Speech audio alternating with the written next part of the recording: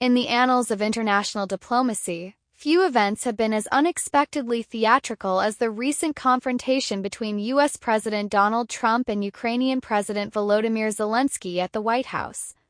What was intended to be a strategic dialogue on Ukraine's future and a potential minerals deal rapidly devolved into a public spectacle, leaving global leaders and observers both stunned and amused.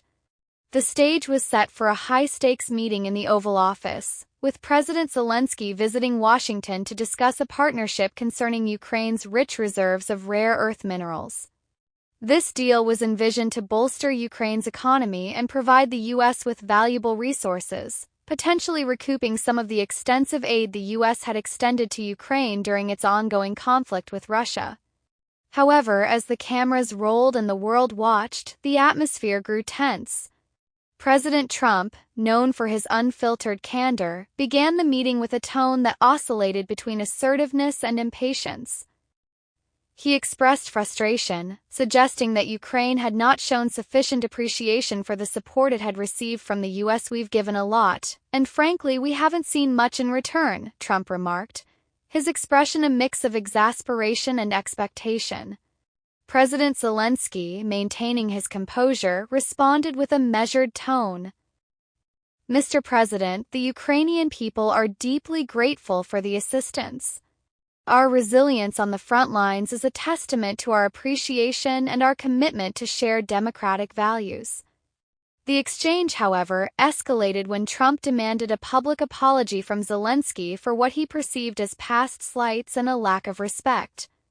"You could start by saying I'm sorry for not showing the proper respect," Trump insisted, his arms crossed defiantly.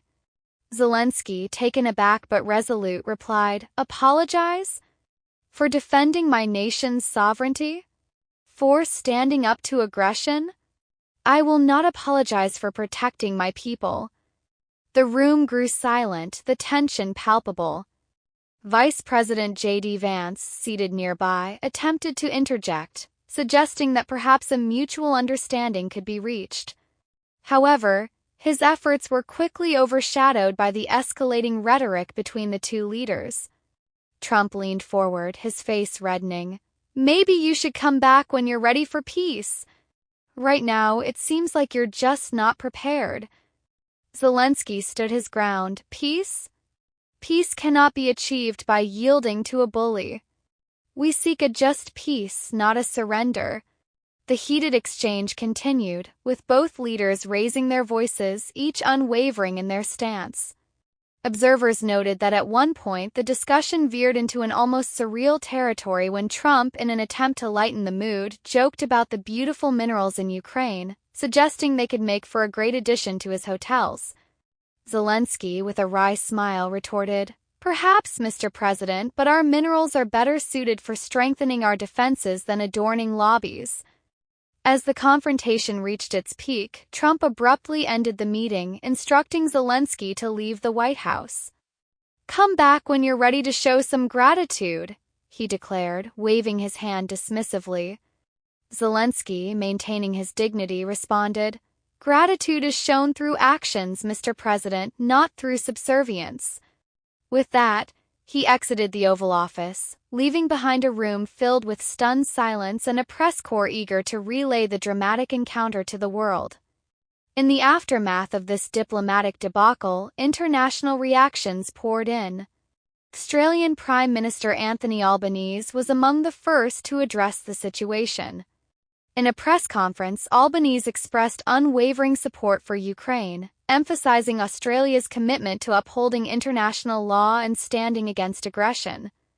"Australia stands firmly with Ukraine," Albanese stated.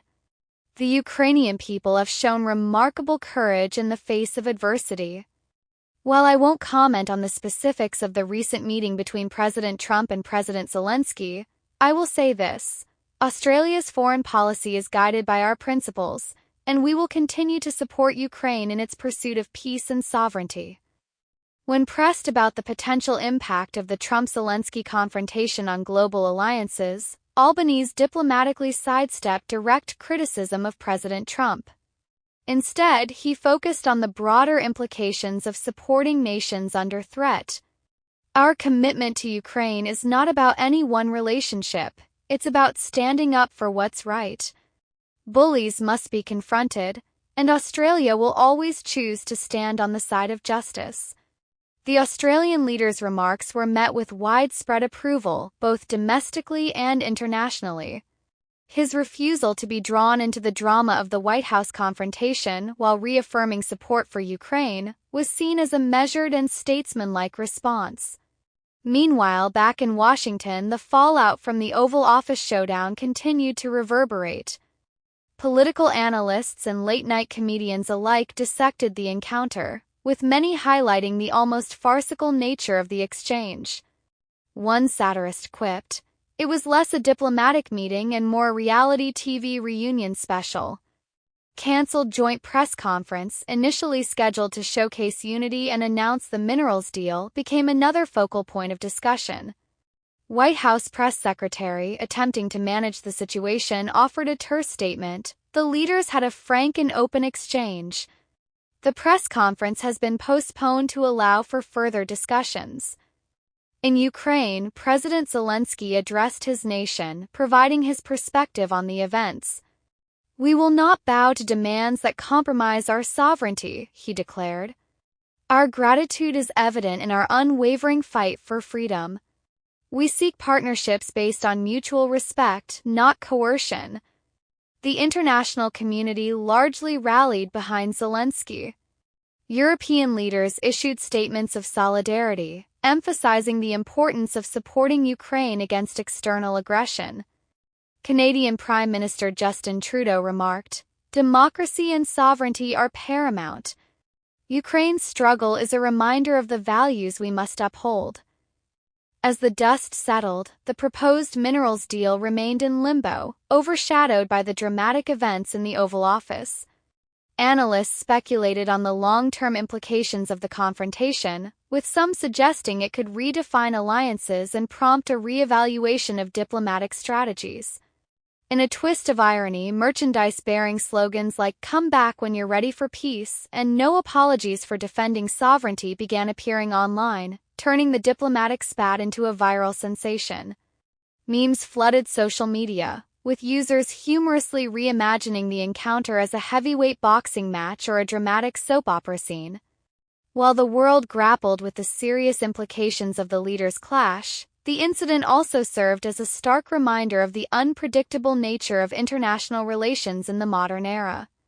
The blend of high-stakes diplomacy with moments of almost comedic absurdity highlighted the challenges leaders face on the global stage, where every word and gesture is scrutinized, amplified, and in some cases, meme-ified. In the end, the Trump-Zelensky showdown became more than just a diplomatic incident. It evolved into a cultural phenomenon, sparking debates about leadership, gratitude, and the fine line between strength and obstinance. As history records this event, it will undoubtedly be remembered not only for its political ramifications but also for its unexpected infusion of theatrical flair into the realm of international diplomacy.